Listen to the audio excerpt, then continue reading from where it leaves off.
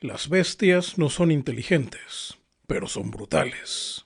Y un buen programa de computadora es como una manada de bestias, que por instinto trabajan entre sí. Y si quieres para ti ese poder, debes tomarlas una por una, siendo paciente y no dispares hasta que veas lo blanco de los ojos. El tema de hoy, las bestias binarias. Bueno, pues el tema de hoy son las bestias binarias. Esto es Modo Protegido, el podcast del autoproclamado programador de videojuegos. Mi nombre es Mario, como el Mario Bros. Y las redes sociales son el Twitter, @Modo Protegido, todo pegado y con ceros en lugar de O's. Bueno, esa es la presentación de siempre. ¿En qué consiste esto de las bestias binarias? Un detalle que no había mencionado a detalle en la campaña del pulpo es que un pulpo es mucho más que sus 8 tentáculos. El pulpo tiene una cabeza. Y en la campaña, esa cabeza son un montón de códigos de programación que trabajan en común. Piezas intercambiables capaces de hacer... ¿Cómo definirlo? Cosas de programación. ¿Qué otra cosa puede hacer un programa de computadora?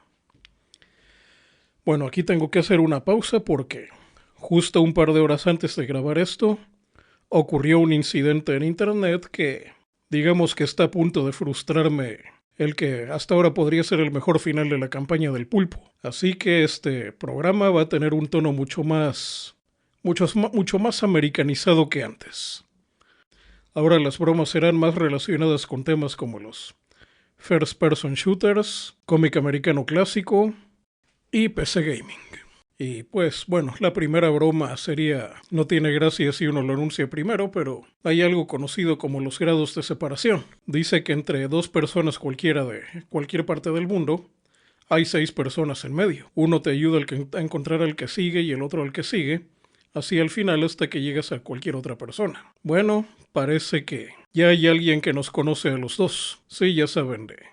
Bueno, el asunto es que estoy a un grado de separación de fastidiar la campaña del pulpo. Así que en la primera referencia geek que iba a meter en este episodio, voy a tener que ignorarla. O bueno, es una referencia tan antigua que dudo que la demografía más joven que podría fastidiarme esto no creo que haya vivido para entender la referencia. Imagínense qué tan antigua será que yo mismo no la viví de estreno. Creo que entonces ya no tengo que explicar de dónde viene la referencia de las bestias binarias, pero tiene sus orígenes en productos relacionados con robots. Bueno, productos de entretenimiento relacionados con robots. Este episodio va a ser bastante corto, dado de que este incidente me hizo cambiar por completo el mood de buena parte de lo que viene de la campaña del pulpo. Tal vez todo un año. Por cierto, al momento de grabar esto es 18 de noviembre del 2021 y se cumplen los 3 primeros meses de la campaña del pulpo. Y todavía no sale lo que en el audio anterior mencioné como la señal de auxilio. ¿Por dónde empiezo? Lo último de valor de programación que hice en estos tiempos, bueno, antes de tener un incidente en el centro de operaciones que, bueno, digamos que ahora el aire es un poquito más respirable. Bueno, estaba en que lo último que hice fue meter las narices en el formato MP4. Y creo que lo último que se comentó en aquel episodio fue que me valdría de todos mis trucos sucios para poder sacar algo creado por un programa de computadora que generara contenido. Eso también se fastidió. Y como dicen en el Duke Nukem 3D, cuando pones el nivel de dificultad más alto e intentas meter algún cheat code, te sale la advertencia de tú eres demasiado bueno para hacer trampa. Bueno, realmente la única trampa que tenía en mente era generar archivos binarios utilizando el Flat Assembler sin directivas, de modo que se puede generar. Es como si declararas variables pero te las guarda tal cual como las escribes. Bien, eso no me funcionó y parece que no voy a poder hacer eso. Ni tampoco mi plan de utilizar el comando cat de Linux para pegar esas partes. ¿Por qué? Porque el maldito MP4 es Big Endian y el procesador con el que trabajo es Little Endian. Explicación rápida para los que no saben mucho del término. El lado por donde se leen los números en diversos procesadores es diferente. Unos leen los números de un lado y otros de otro. Iba a ser otra referencia, pero dije que ya no iba a hacer esas referencias, pero es algo así como las historietas americanas que se leen en un sentido de izquierda a derecha, mientras que en otros lugares son en sentido opuesto. Es una referencia bastante pop de lo que significa Little Endian, pero básicamente si no tomas esto en cuenta, nada de los valores que estás leyendo tienen sentido. Afortunadamente, Los procesadores Intel tienen una instrucción que se llama BSWAP, BSWAP.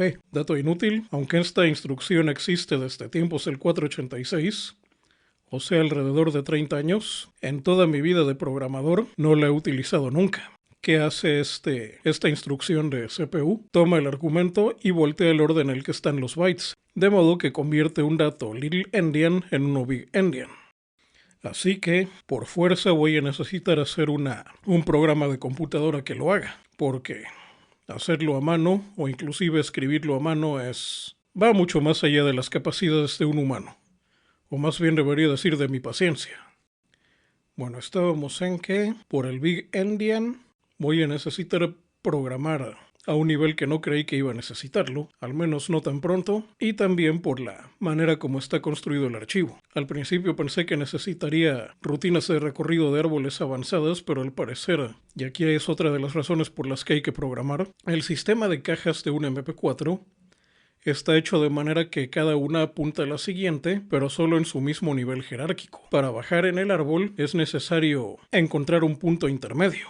Pero la cosa no es tan difícil porque realmente es hasta los nodos hoja, donde se tienen los datos que nos interesan. Y realmente cualquier nodo que no sea terminal simplemente termina en un punto y empieza en el que sigue. Eso hace relativamente sencillo de programar, pero también muy complicado hacerlo como tenía pensado hacerlo. Mayor razón para programar.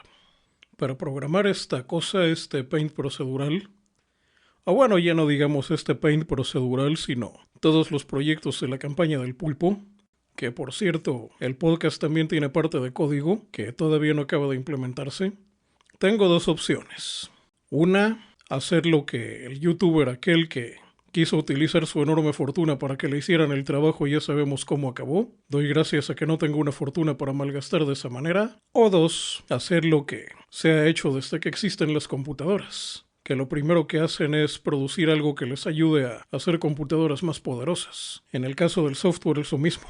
Así que, dato del incidente que acabo de presenciar, para no llevarme entre 50 y 70 años para programar esto, voy a hacerlo por partes. En el episodio anterior, de hecho falló esa parte del audio, se oye bastante baja, se mencionó que la estrategia de desarrollo usada es el modelo de la espiral, donde en cada ciclo de la espiral se va agregando algo nuevo, y en cada ciclo todo pasa por diversas pruebas para asegurar fiabilidad. En mi experiencia este es el modelo de desarrollo que mejor me funciona, y otro aspecto de la administración del desarrollo de software, ya saben que no es un nombre oficial, pero es el nombre que el nombre que prefiero utilizar. El original me parece una deshonra a la programación. Hay otro concepto de desarrollo que le llaman el bottom-up, que significa que empiezas desde muy abajo, con cosas pequeñas, y poco a poco vas construyendo cosas. Y otro concepto muy importante del desarrollo de software es la reutilización de código. Aquí cuento una pequeña historia porque un asunto por el que me había peleado muchas veces en el pasado era porque la gente no toma reutilización de su código para referirse a la reutilización de su propio código. Por el contrario, lo que la mayor parte de los developers profesionales, que es una subcategoría, subraza del adulto responsable, lo que ellos entienden como reutilización de código es reutilizar el código que alguien más hizo. Dato inútil, un tipo de ataque informático que la primera vez que lo escuché me parecía una burla, o que era algo sacado de alguna caricatura del estilo de Bugs Bunny o algo similar, era que había piratas informáticos que ponían código en Stack Overflow, sobre todo queries de manejo de base de datos, ya pensados para robar información de las empresas, y que muchos encargados de sistemas lo que hacían era simplemente copiarlos de ahí y correrlos en las computadoras de su trabajo. Me pareció algo demasiado estúpido para que alguien se lo creyera, pero parece que es algo que pasa bastante seguido. Bueno, y ya no digamos la gente que me pondría a hablar 2 o 3 episodios más, pero creo que todo eso lo puedo resumir en la palabra framework. Dejémoslo ahí para los que se ganan la vida honradamente haciendo cosas con computadoras. Saludos a la cabeza reducida de Einstein, por cierto. Bueno, ahora sí sigamos con la reutilización de código, que en modo protegido se trata de la reutilización de nuestro propio código. Y aquí es donde entran las bestias binarias. Creo que fue al principio de este podcast, en uno de los primeros episodios. Una frase que me impactó hace años de un libro de programación, cuando ni siquiera sabía nada de programación, era en un libro que decía: suponiendo que usted desarrolle un programa pequeño de unos cuantos cientos de líneas, y ese unos cuantos cientos de líneas me resonó porque para mí un programa pequeño en ese entonces era un Hola Mundo, que de ninguna manera llegaba ni a las 10 o 20 líneas. Un programa de unos cuantos cientos de líneas no era para nada pequeño. Ya con los años me di cuenta de que hay sistemas con millones de líneas de código hechos por miles de programadores trabajando en diversos lugares del mundo a la vez. Aunque en lo personal, no hablemos de mí porque ya sabemos que la envidia de los dioses está por ahí flotando. He visto software hecho por programadores individuales que sin ningún problema supera las 100.000 líneas. Claro, muchas de esas líneas son comentarios y espacios en blanco para delimitar código, pero sigue siendo un trabajo de años. Entonces, cada que quiera hacer un programa grande voy a tener que escribir miles y miles de líneas. No, señor. Se va haciendo código y luego se va reutilizando. En administración del desarrollo de software hay mucho sobre cómo escribir código reutilizable, y si quieren saber más simplemente lean ese tipo de libros. Tal vez en otra ocasión haga un especial sobre el tema. De hecho, tengo que repasar esos libros porque hace años que no llego a programar a ese nivel como lo voy a hacer ahora. Bueno, lo primero es pensar a futuro, cuando vas a hacer un código que vayas a reutilizar. Otra frase que le escuché a otro programador, aunque no me sé el nombre porque realmente me gustaría darle crédito, dijo: muchos creen que la reutilización de código es como armar un modelo con piezas intercambiables, con piezas de Lego. Utilizar código reutilizable es más parecido a trasplantar un órgano. No basta con ponerlo en su lugar y que todo funcione, sino hay que asegurarse de que toda la comunicación con el resto del sistema sea óptima. Y hay muchas cosas en ese proceso que pueden salir mal. Se parece más a un trasplante, pues. Entonces, para hacer una función reutilizable hay que pensar a futuro. Número 1, ¿cómo se va a utilizar? No basta hacer copy-paste, una cosa muy obvia de cualquier código de programación, y creo que esto, es una de esas cosas tan obvias que las pasamos por alto. Pero un código de programación recibe datos por un lado y expulsa datos por el otro. Al igual que un animal ingiere comida y arroja desechos, que a su vez son consumidos por otro animal, y ahí vamos haciendo nuestro 100 pies humano, o más bien un 100 pies binario. Otro título tentativo para este archivo podría ser eso del 100 pies binario, pero las bestias binarias me gusta más. Hay varios conceptos de computación para hacer código reutilizable. El primero ya lo mencionamos, que la manera como entran y salen datos de ese código sea de la manera más ordenada posible. El segundo es estar lo suficientemente aislado, es decir, que no trabaje con variables globales. Aunque hay una manera de hacer código aislado que trabaje con variables globales, y es pasarle la dirección de memoria o puntero de las variables a las que queremos tener acceso. Algo poco aconsejable a menos que se tenga mucho control de qué datos entran y qué datos salen. Por mucho tiempo en programación esto no tenía pierde. Los argumentos que le pasan a la función entre los paréntesis son datos de entrada, y lo que regresa en la parte de retorno son datos de salida. Normalmente uno solo, porque por algo estas cosas las llaman funciones, por las funciones matemáticas. Pero alguna vez me tocó ver un sistema en el que los argumentos que le pasaban a la función eran punteros, y algunos de ellos leían la información y otros la escribían, haciendo un completo merequetengue sobre cuáles eran los datos de entrada y cuáles los de salida, a menos de que se utilizara alguna versión más retorcida de la ya existente notación húngara. De la notación húngara también tengo que hablar algún día.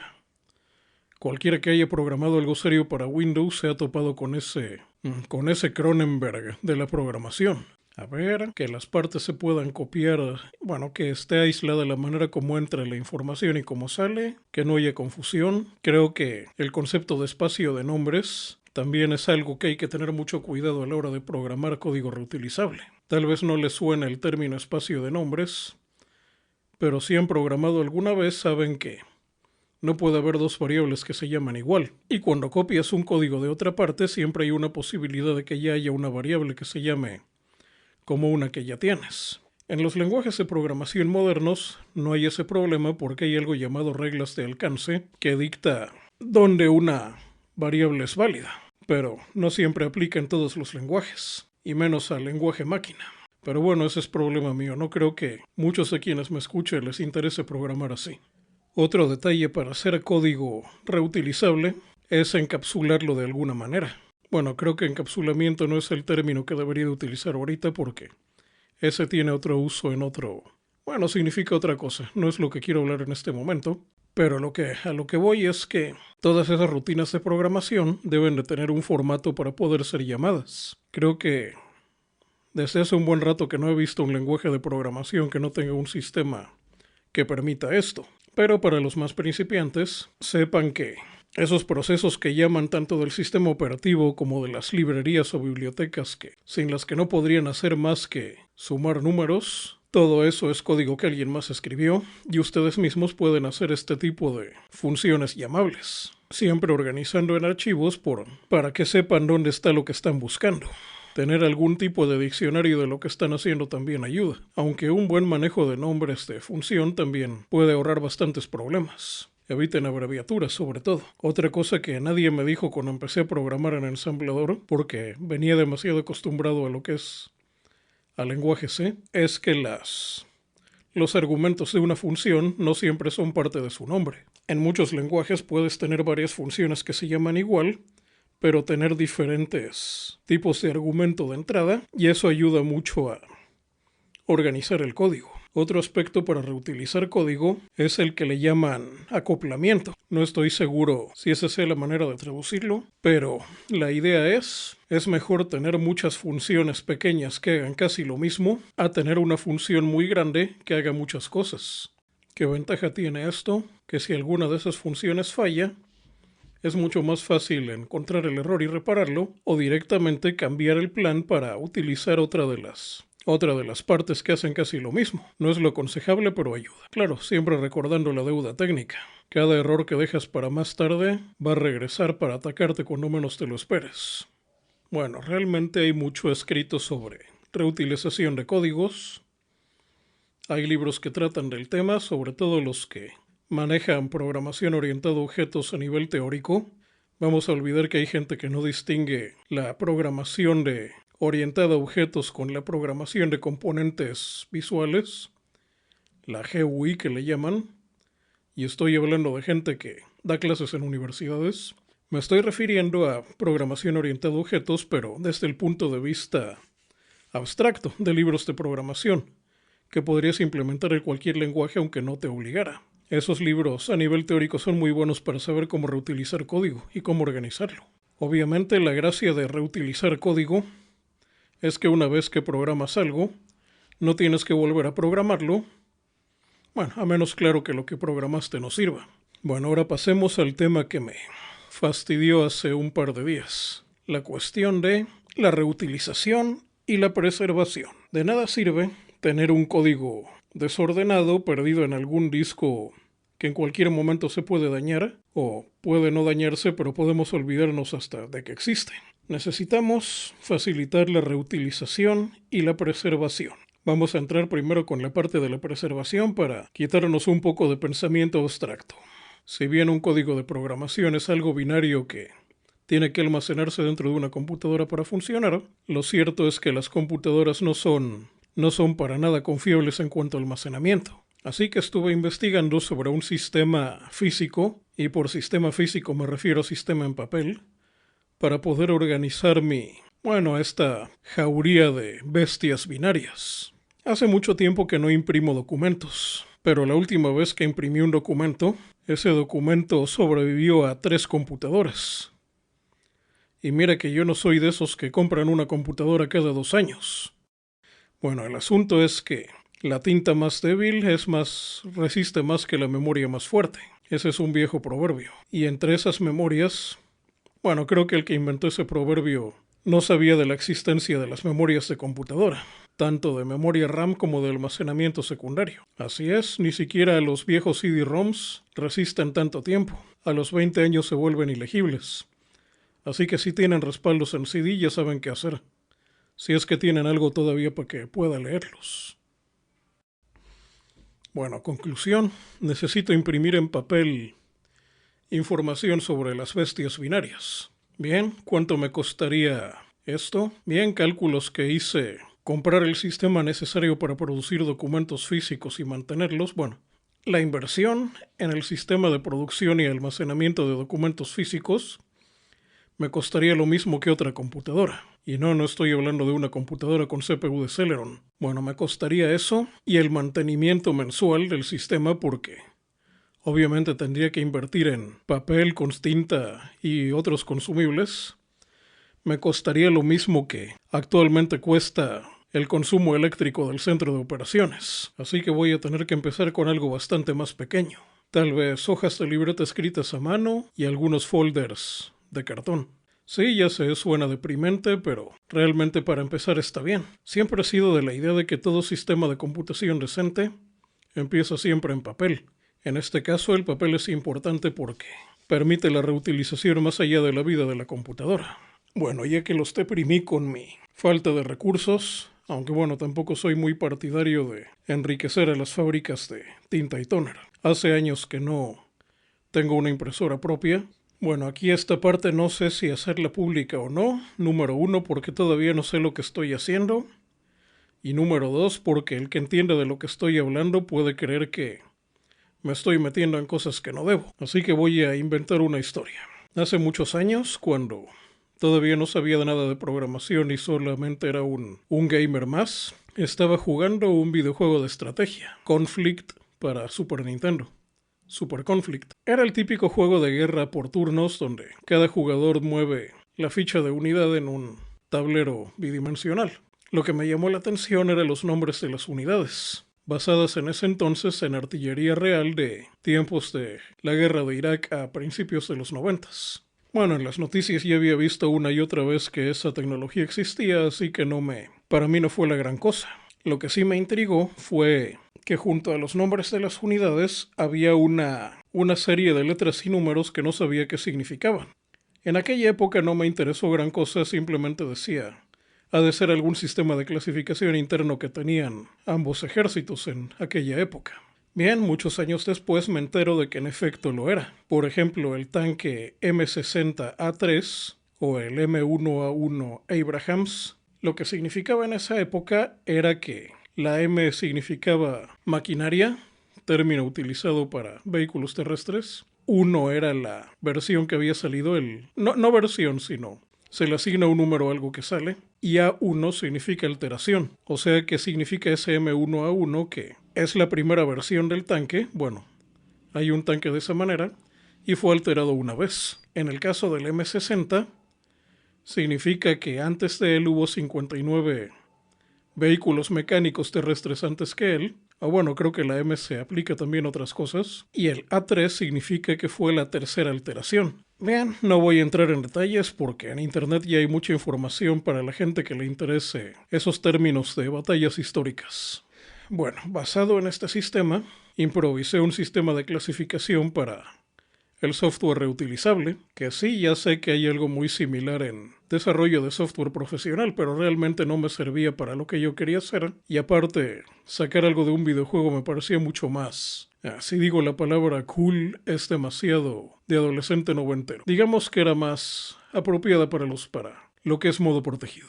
Bien, tal vez le suene de algo al sistema, pero la primera letra en la cadena puede o no puede ser una X, que significa código experimental, algo que se está creando por primera vez y realmente no ha pasado por pruebas para poder ser utilizado en un programa real. Es cuando hacemos un código y vemos que funcione, y no nos detenemos cuando funciona como haría cualquier principiante, o yo mismo con proyectos que no tomo demasiado en serio. Después de eso siguen 2 letras que indican el tipo, lo que hace la función. Por ejemplo, OS significa que interactúa con el sistema operativo. TX, que es algo de manipulación de texto. MA, algo de funciones matemáticas.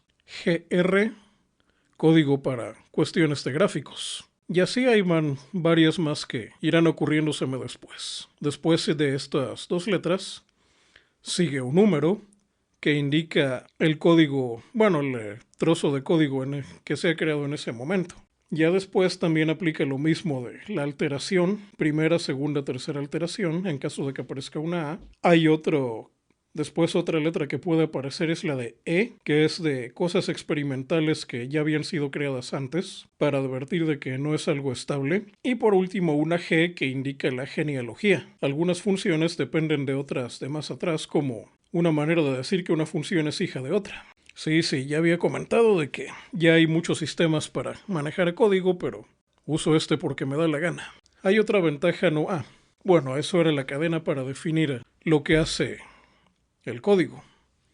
Bueno, en este caso, la bestia binaria, como le vamos a poner aquí. Y por supuesto, las bestias binarias tienen su nombre, que define de manera breve lo que hacen, aunque la mejor parte es que podrían no tenerlo. Bueno, cuando empecé este sistema dije ahora sí me voy a poner a programar, pero luego me hice la idea de qué tal si mejor tomo el montón de funciones que ya tengo y los asigno a este sistema. Bien, las dos primeras bestias binarias, como les vamos a poner aquí, son OS1 template, que es el código mínimo para una función que funciona en Windows de 64 bits, que es básicamente un hola mundo pero sin el hola mundo, nada más lo mínimo para que se ejecute.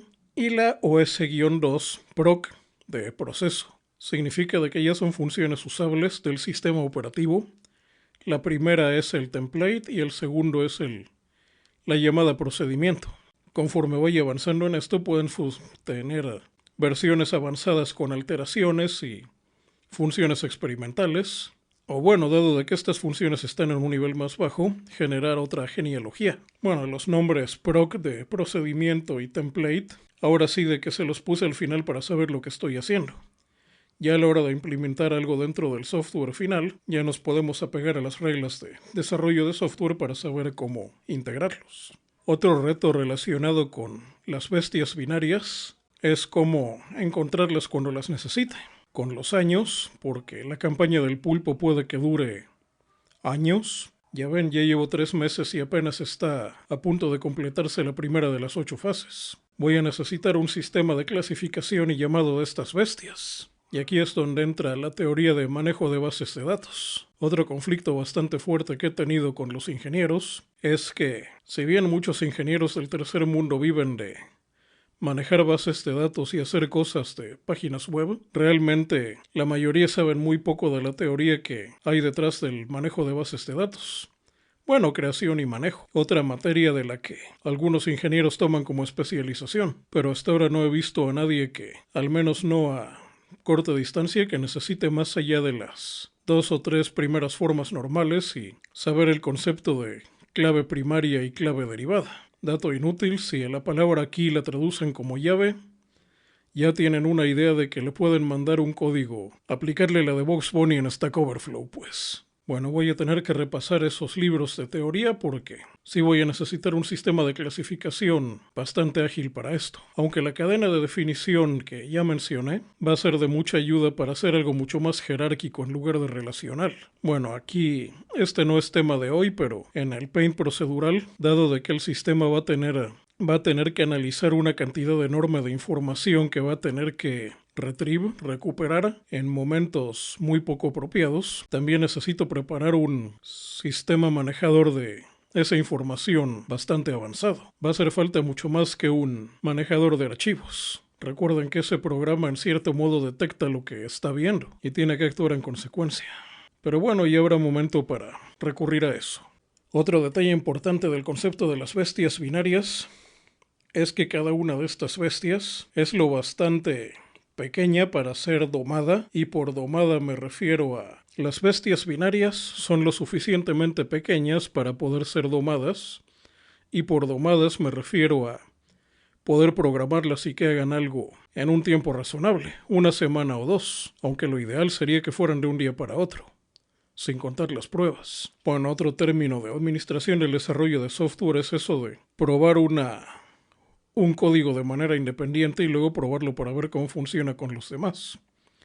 Eso es otro sistema que hay que construir. Pero bueno, eso será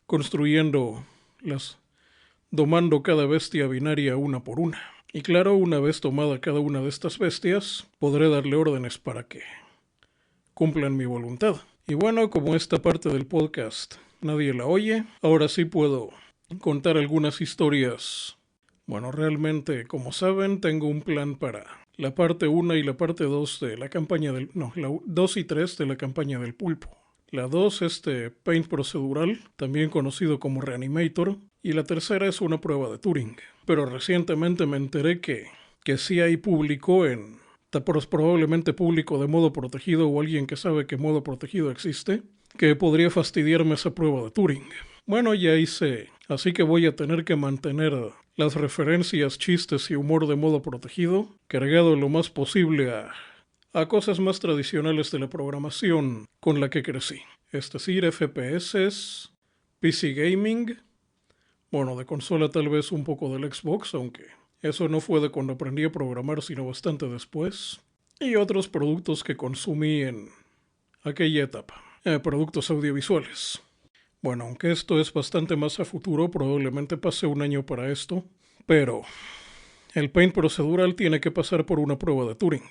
Una prueba de Turing es cuando pones un sistema de computación a interactuar con humanos y los humanos que interactúan con él deben creer que es un humano más. Si los humanos creen que la computadora es otra persona, el sistema pasa la prueba de Turing. Y pienso poner el programa a... Bueno, dejémoslo que se haga pasar por un artista de internet. Si la gente en los comentarios empieza a hacer preguntas del tipo ¿con qué software animas? O ¿qué tipo de pinceles estás utilizando? U otras cosas que yo sé que nunca diría algún seguidor de modo protegido, pero que en esos ambientes sí sucede.